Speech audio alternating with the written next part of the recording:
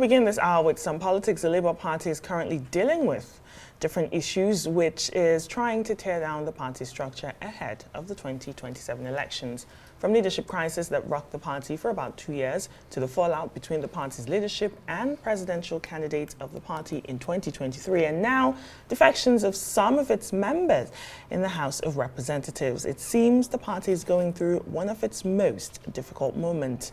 Also recently, the national vice chairman of the Labour Party in the Southeast raised the alarm over threats to his life and some party members. This was after he was arrested and released in Abuja, in Abia State, during the local government election, following a disagreement with the governor, Alex Oti, on several issues.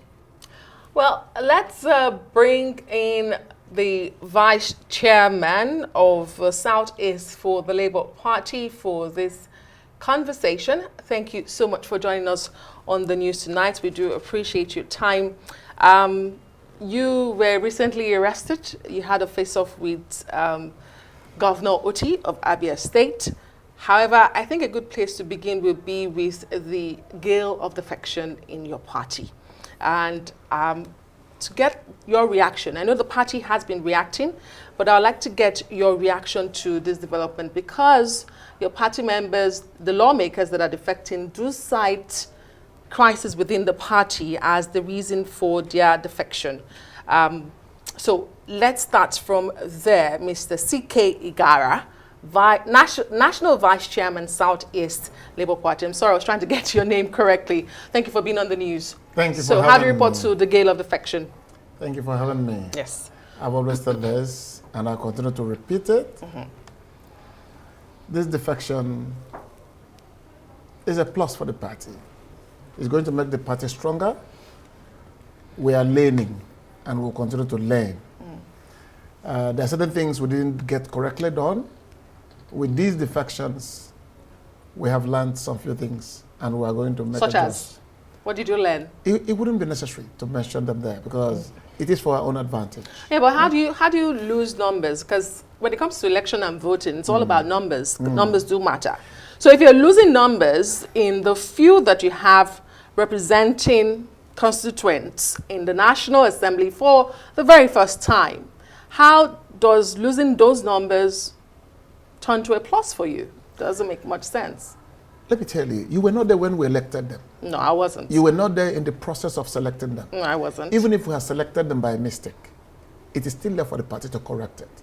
So it shouldn't be a problem to you. It should be a problem. It's not to me, it's a question generally. I'm asking. That's why I'm asking this way. Yes. If it's a problem to the party has learned some lessons from our previous engagements. And based on that, we said some of the fallout of those candidates we nominated is what we are now using to set up a new guideline, new systems, new procedures in order to elect the people that we think that represent the party very well.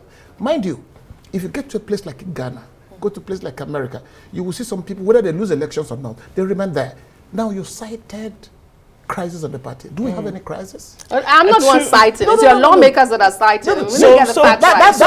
Igara, Mr. Igara, basically, I think the question is, do you acknowledge the issues that have been cited within the party? One, internal crisis. Two, leadership. Let me finish the question. Okay. Two, leadership tussle.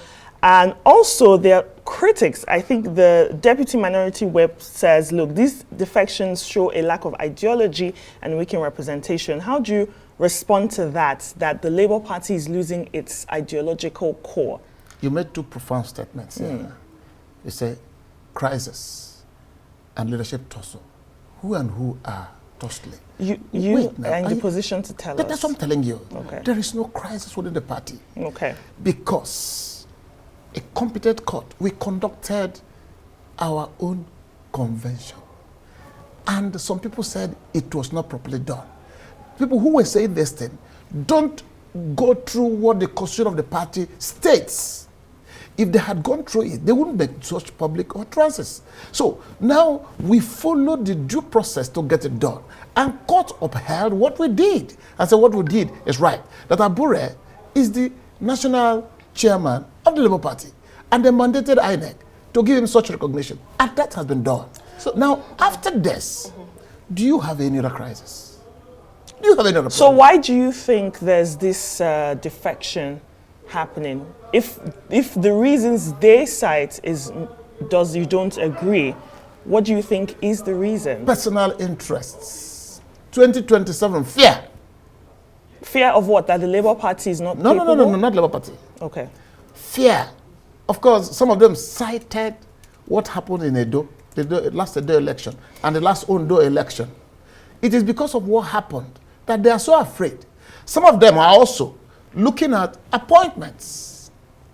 Appointment, like choice or juicy committees at the House of Reps. So these are all personal issues that are propelling their decisions, not crisis. There's no crisis in the party. Great. So, but you did make statement here as well that you went to court and the court declared Abure as the national chairman. In other words, there was a challenge or a problem or a crisis that led you to go to court to determine who your national chairman should be. But let me ask you, if you said there's no crisis, were you recently arrested in Abia State? Because your party did release a statement for the governor to release you. So what happened in that instance? Why were you arrested and why did you think the governor was involved? Well, who is also a member of your party? I have not accused the governor of arresting me. Your party released a statement Okay, and you said demanded my that the party. governor. You said my party. I was the person arrested.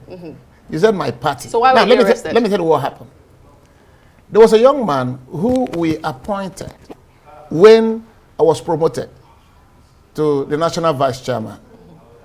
A young man was appointed by name is Emmanuel Oti. Then when he was appointed, then we found out that he was incompetent. Because, you know, individuals will tell you several things. It's only when you give the person a responsibility that you know his capacity. So when we gave him that responsibility, we found out that he had lacked the capacity to lead the party. Based on that, the National dissolved his executive and then paneled a new committee led by Prince G. Onduweze.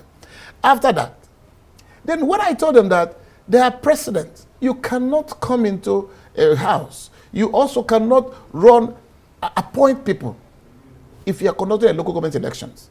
It must be a process that is credible, that is transparent. You allow people to come and test their popularity and their capacities.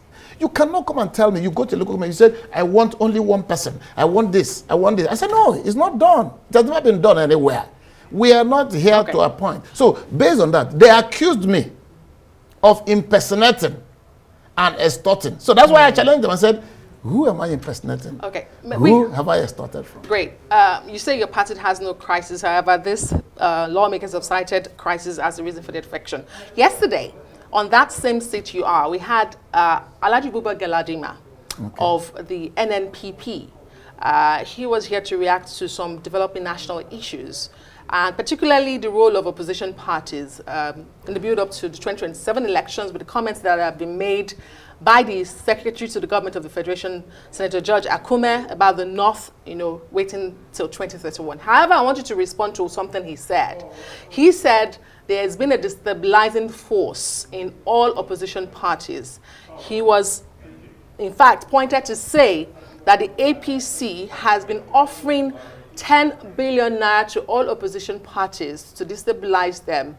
I want to ask you, as the National Vice Chairman, Southeast of the Labour Party, do you cite fifth columnists, destabilizing forces in your party, even though you said there are no crises? And have you been approached with such sum of money, as alleged by Alhaji Buba Galadima, that all opposition parties are being approached by the governing party? Personally, as CK Igara, nobody has ever approached me for anything. I have also not heard from the national leadership that such things like that are ongoing. I am not aware of that. If I think I will believe that there's a plan to destabilize opposition parties. Why am I saying this? Citing the instances of all these gale of defections, because they are abnormal. They are very abnormal. In the Nigerian political climate? No. I'm talking about my party. For Labour Party. I'm talking about Labour Party. Mind you, there was also a statement credited to the deputy speaker, when he said in Abia that the APC was going to take over Abia State. Do you understand? So that statement alone caused so much problem. We started thinking, how is it going to be done? So some of us who are within the system are thinking it will be by way of destabilizing the party if we don't put our house in order. So that is why the Labour Party have decided to put our house in order to foreclose and stop any intrusion from anywhere. That's what we're doing. And also to present sort of a viable alternative for the 2027 election. How confident are you in Of course. that? We're already, like on Friday, on the 6th of December, we launched and inaugurated across the entire Federation our mobilization, Director of Mobilization and Integration across the entire states. And we are also going to do the same thing across the entire local government and across the entire world and polling units. After that, we are going to launch our educational committee, educational programs for leadership and for the led. We are going to do those things because we want to tell people that this is the way to go.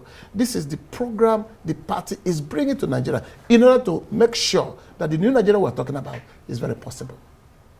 Well, thank you for joining us. CK Igara is the National Vice Chairman Southeast of the Labour Party. Thank you. Thank you for having